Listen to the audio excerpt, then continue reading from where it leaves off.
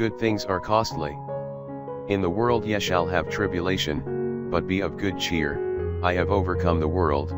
John chapter 16 verse 33. You should not expect the easy way, for if you do you are certainly destined for disappointment. Any person who knows the Bible knows that the Christian life is likened to an athletic contest or to warfare, and neither one is easy.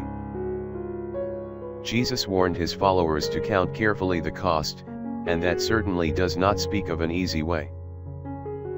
But there is no good thing that comes without cost. The Christian life is the most satisfying, but only when we actually go all out and all the way.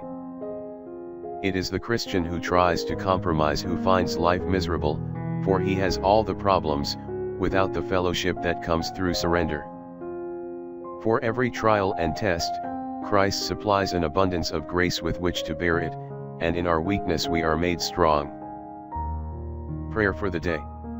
Let me never look for the easy way when you, Lord Jesus, gave everything for me.